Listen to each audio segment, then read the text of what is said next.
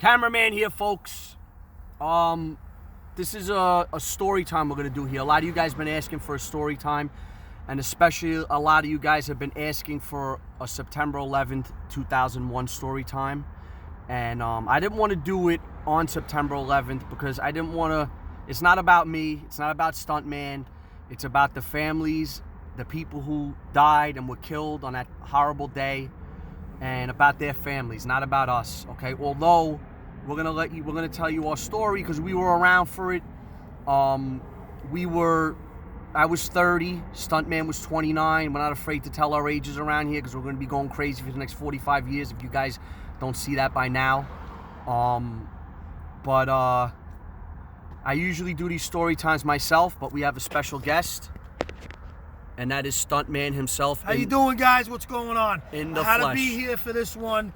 The 9/11 story time, very important to us, being that we were less than 10 miles from Ground Zero, downtown Manhattan.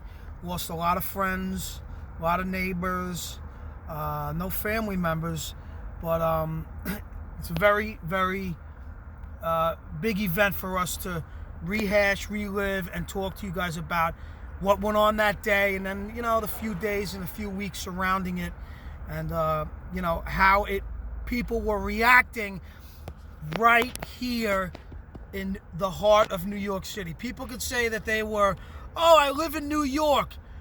I'm just gonna tell you right now, we watched it with our own eyes, period.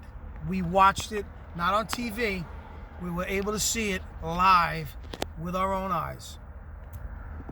One of the most disturbing and horrible things we ever did watch. But like the rest of the world, we were pinned to it. Our eyes were on it. It was insanity. Let's start from the beginning.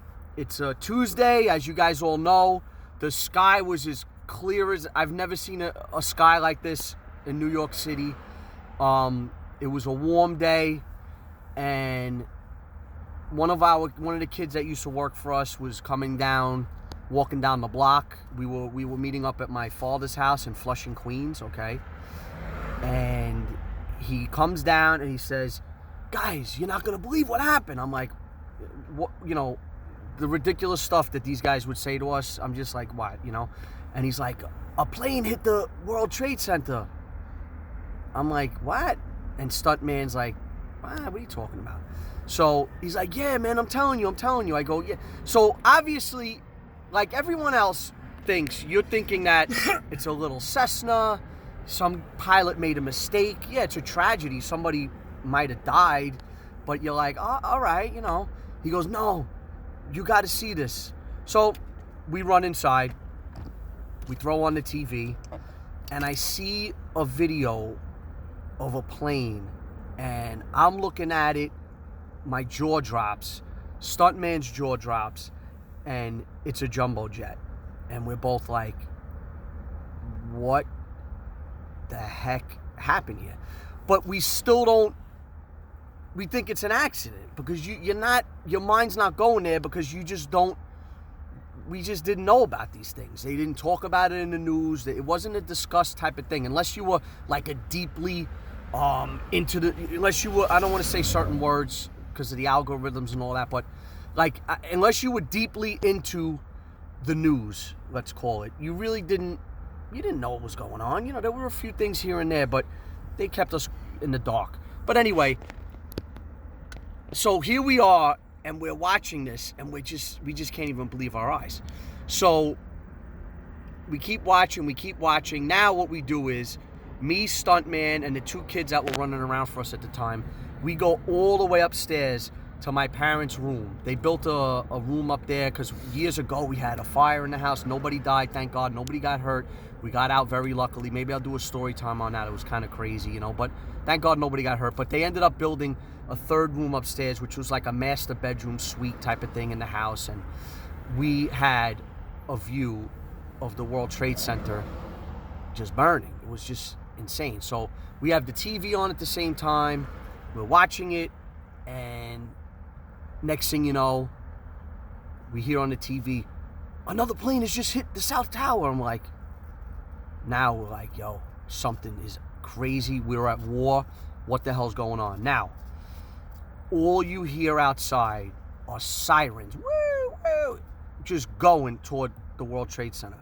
And cars flying. I mean, it's weird that in New York City, with the biggest police force, probably on the planet, okay? And especially this being the epicenter, FBI has major offices here in New York City. You don't realize how many undercover cars are roaming around. How many people are actually cops out there? That like some sort of law enforcement, whether they're cops, whether they're a Homeland Security, FBI, whatever it is. But I'm telling you that, and this went on for hours and days, that it was an endless amount and flow of the car next to you. The lights would just light up, like a regular looking Ford Explorer. And, you found out, people that weren't even on the job that day, a lot of firemen who weren't on the job that day were just running to downtown Manhattan to see what was going on. They're like, okay, reports are coming back in. They, first, was it a plane? Was it an explosion? Then they actually had the footage of the second plane, which they also had footage of the first plane, which showed up later on in the day. Someone had gotten the first plane that hit. And then, of course, all the news cameras are focused on the World Trade Center at about 10 after 9. I don't know the exact time. And all of a sudden, people are like, oh my God, there's a plane coming. And we're watching it live from my mother's bedroom with the TV going, and you just see the huge fireball, and we all look at each other and we're like, whoa, game on. All right, so now, as we're there, of course, I grab my phone. I call my wife. Stuntman calls his wife. And I'm like, yo, what the hell's going on here? She's like, well, you okay? I'm like, yeah, we're fine. We're in Queens. We're by my father's house. And, we're just, sirens are going crazy, man. And you just, we're looking at it. We could see it. And the smoke is just pouring out of the buildings. And I looked at these kids, and I looked at my brother. I said, there's got to be 50,000 people in those buildings right now. Like, this is the most serious thing you could ever, like, I can't even believe it. So then I'm trying to call her. I can't get through. And then I said to myself, she says to me, why don't you come home? I said, all right, let me get everything organized over here, and I'm going to come home. Now, Stuntman was ready to take a Jeep, blast it out to the auction. We were going to sell that. I was going to buy a couple of cars. We had a whole day planned out, and that it was over. Next thing you know, we hear the bridges are locked down. We hear that, buses stop, planes down, everything. The world just stopped. It's frozen. I'm like, damn, man, okay. So my wife's like, come home. I'm like, all right, let me get myself organized over here. So I jump in. I said to Stuntman, I got to see what the hell's going on out here. So I jump in my car, and I'm listening to Howard Stern at the time. And props to Howard Stern, man. He kept going.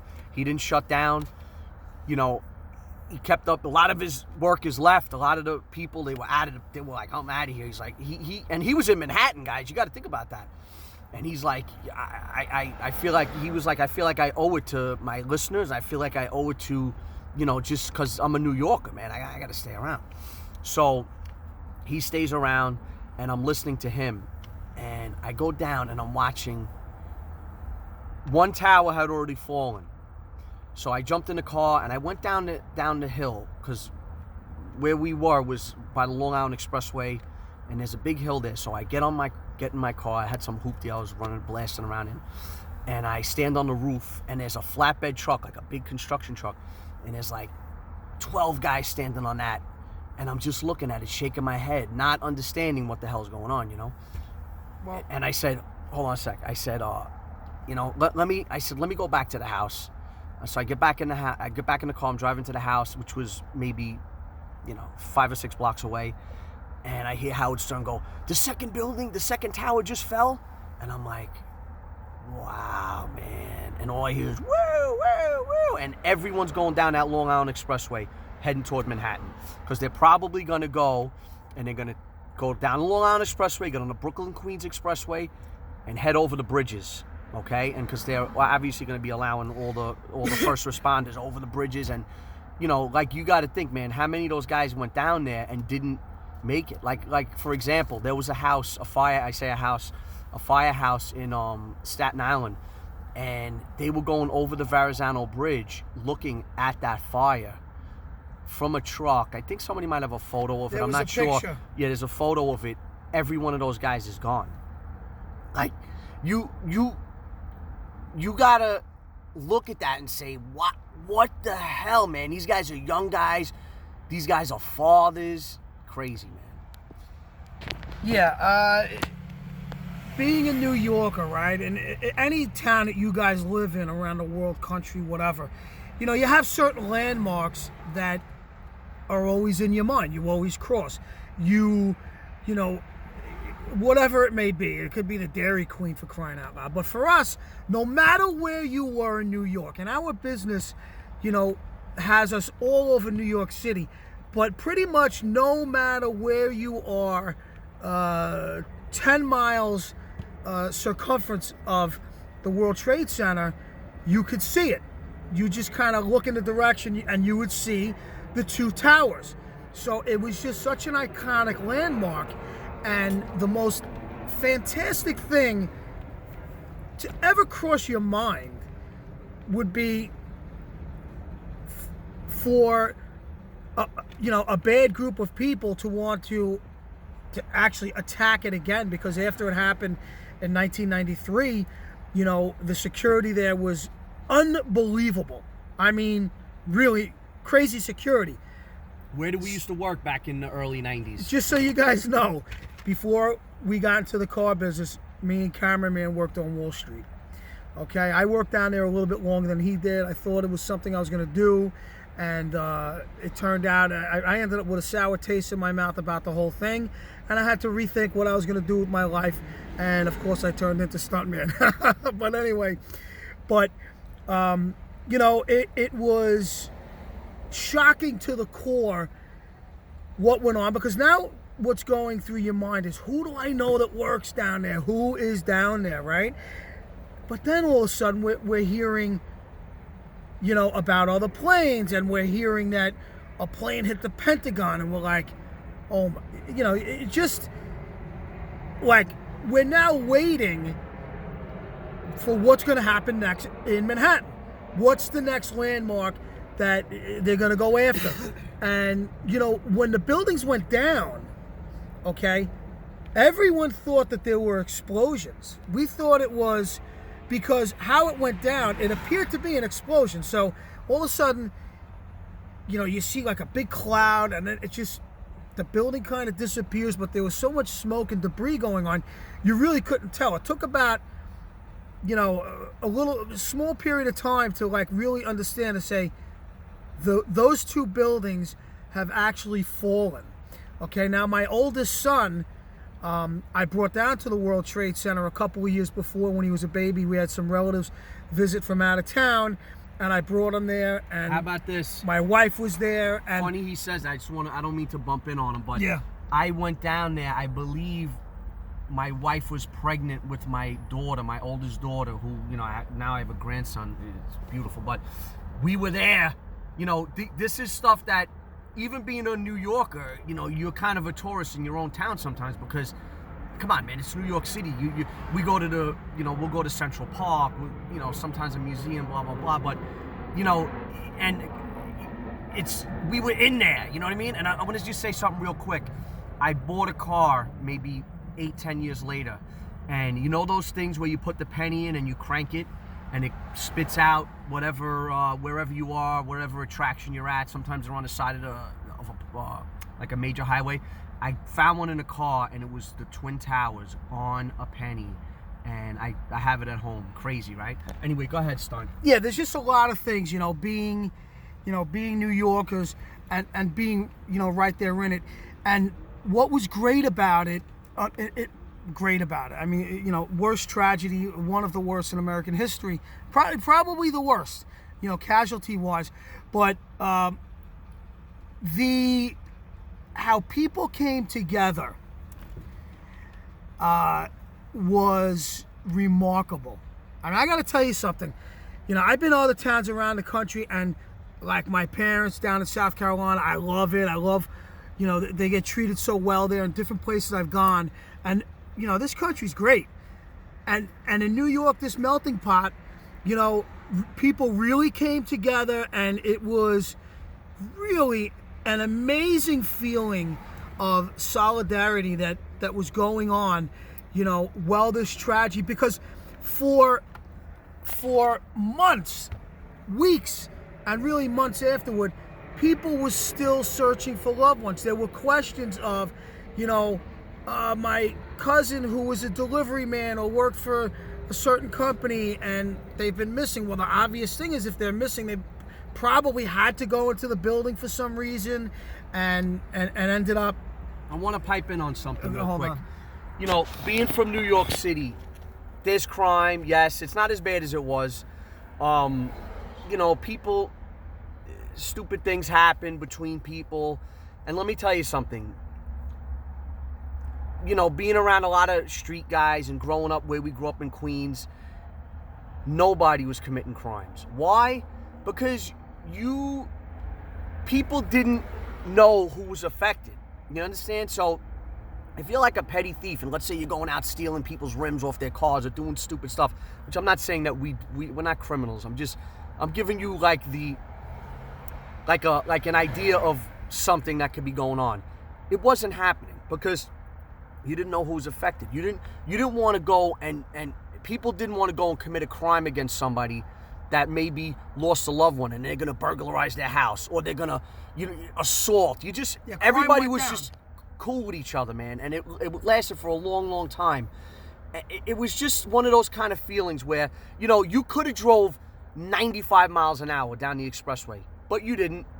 Because you're not taking advantage of it. You weren't getting pulled over by the cops. You didn't get pulled over for a year, 7-8 months, a year by the police. And not that they didn't want it. They just weren't going to do it, man. Their heads were somewhere else. They had other things. Things going on, and you didn't abuse it. You didn't do anything stupid because you just didn't. You had that feeling of this isn't the way, And I think a lot of people really changed since then and stopped doing stupid things to each other. It just changed a lot. But directly after, it was an eerie thing because let's fast forward to like a day or two after. Okay, you have all these people going down to help. Okay, my brother-in-law's a firefighter. Got burned twice. He's the hose man. He's the guy that goes in, busts the door in, and he's the first man in. Okay, he was down there working. He's actually sick from it right now, and he's the toughest guy in the world. Brawling right now, being sick and doing what he's got to do. He's going to live another 100 years, I know it. And, it's like you were now hearing, no, don't tell me that guy was in there. Damn, guy you grew up with. Oh, my God. Because, guys, we're blue-collar guys, man. That's where we grew up in Queens. You were either a cop, a fireman, or a street guy. Or a union guy. Or a nut job like us, and you started your own business. Very rare. Or you got into a union or something like that. You know what I mean? So we were hearing about a lot of people. Very good friend of ours we grew up with. Her mother was working in there. Minding her business, going to work, and never to be seen again. And the other thing was driving in, because we had to work. We had to keep busy. We had to get out there because we have mouths to feed, as you guys know. And driving in, there was no radio because there was no stations playing. All there was 1010 Wins, which is the news station. I think that's for like the whole country anyway. The planes were not flying. Everything was on lockdown. Our business was on lockdown. It was crazy. But driving in, I look at Stuntman. I'm like, you smell that? He's like, yeah. The wind shifted and was pushing toward Long Island, and you smelled the towers burning. You smelled it from Long Island. We're talking about 30 miles away. You smelled the smoke. Hey, it guys, was crazy, man. I don't know if you remember this at all, but the towers actually burned for over 3 months. I think even longer. It was like an incinerator effect. There was an incinerator effect, and the ultimate result is that the remains of the people, unfortunately, that were down there, I mean, they never found anything. And as I recall, all the hospitals being on standby, right? waiting for, they're anticipating this wave of people that are going to be coming in, all these injuries. Crickets in the emergency rooms. There was like no one coming in because no one lived. I mean, the injuries were really, really, obviously a lot, people that made it, but they were, for the thousands of people, I think it was 3,000 people that were in the building that lost their lives down there, 363 or 43 firemen. The emergency rooms were empty, and everyone's, we're all sitting around, and our mother worked in the hospital. Our mother worked in the hospital. A few blocks from our house, Booth Memorial. Now it's New York. What is it? New York Hospital. And there was no one coming in from the Trade Center. And everyone's like, why is that? And it was because total devastation. So now what's going on is we're going to work every day because we have to. We're doing our thing, and we're getting a couple of deals here and there. And as crazy as it sounds, we're all over the city.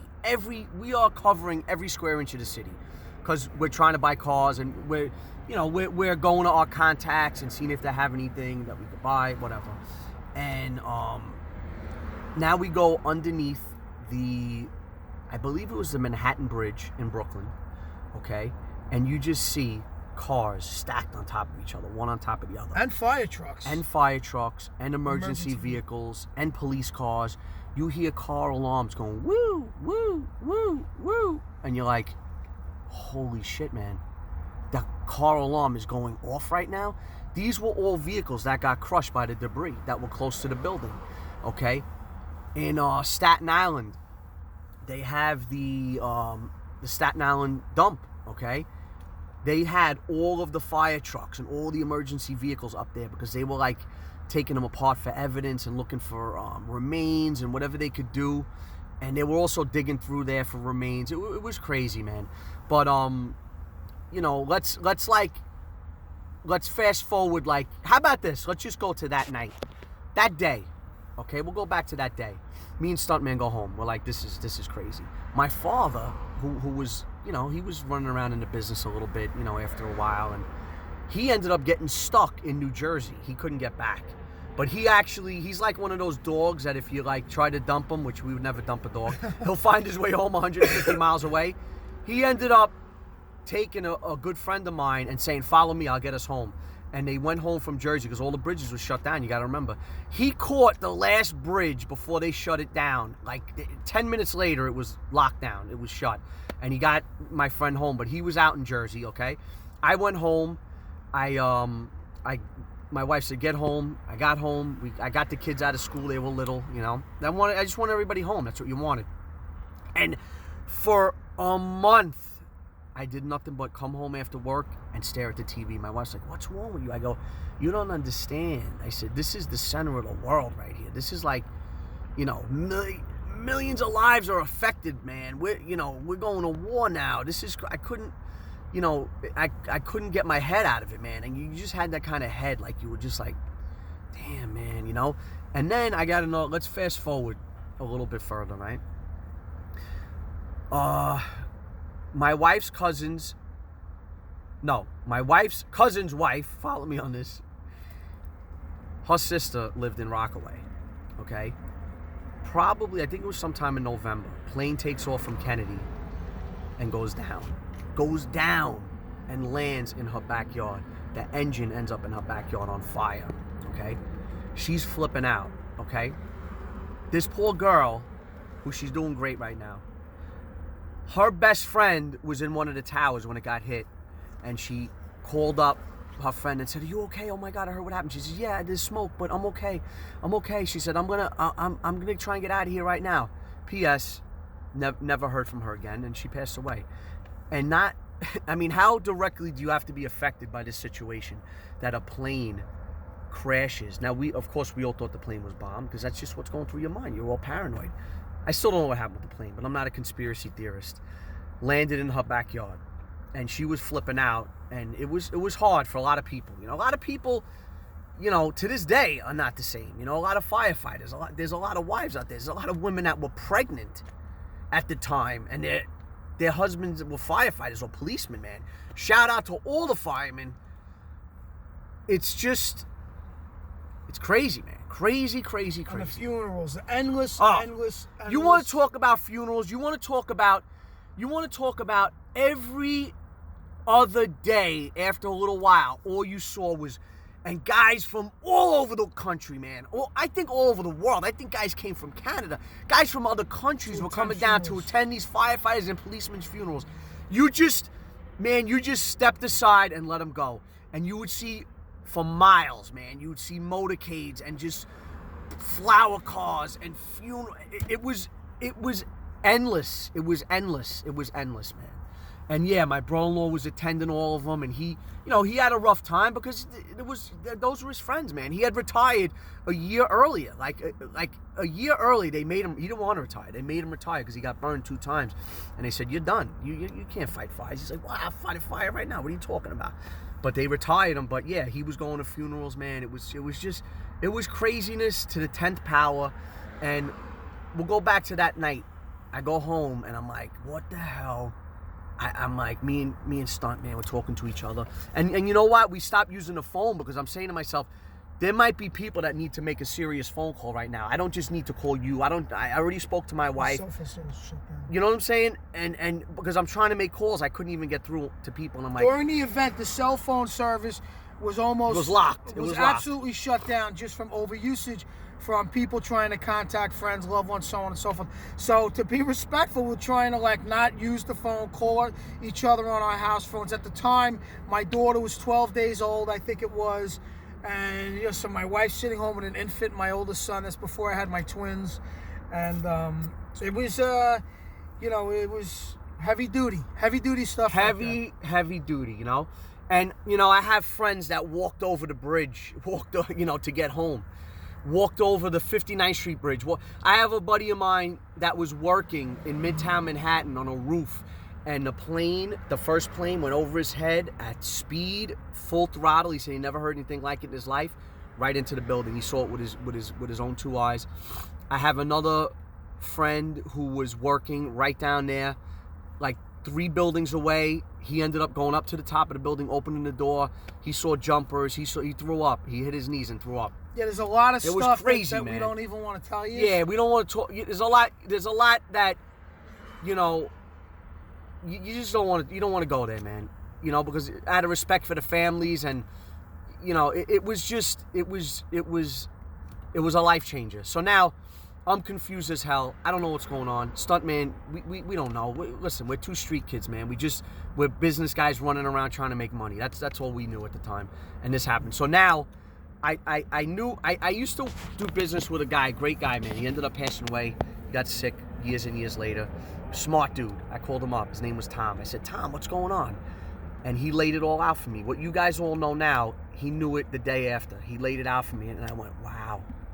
What's going on? How could we be hated this bad? Like, crazy, man. So, who's that coming up behind us? Oh, that's my truck I'm pulling. So, guys, I just, we wanted to make this video. I'll let Stunt say his finishing thing. You guys asked about it. You guys know we're New Yorkers. There's no hiding that fact. And, yeah. And, firsthand experience. No, we weren't down there. I'm not trying to glorify the situation. It was horrible, man. But listen, the Neutral Drop family, guys, we wanted to let you guys know what's up. We'll tell you guys anything. And, we know we're a lot older than a lot of you guys. We do have some guys that are our age or better. And I say better in a good way, you know what I mean?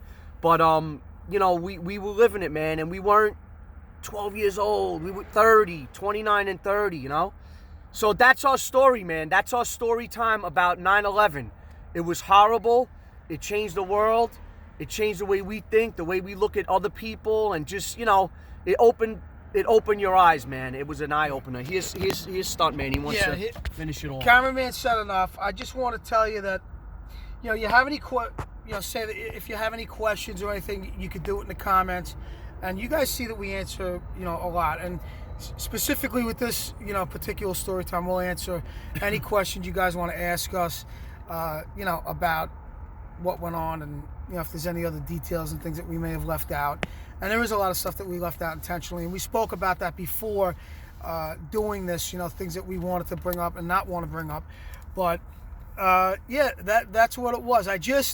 We are over the top thrilled about what a strong family. Crazy, man. We're getting 50,000 subscribers! And you guys know, if you look back at that video, I was screaming like this at 100, man. And I'm going to be screaming like this at 1 million, and I'm going to be screaming like this at 5 million. And I don't want to get ahead of myself on this. But like, comment, subscribe, guys. You guys are the Neutral Drop family, and we're going all the way. That's it, man. I hate people that yell out of nowhere for no good reason. Woo! All right, guys. Over and out, man.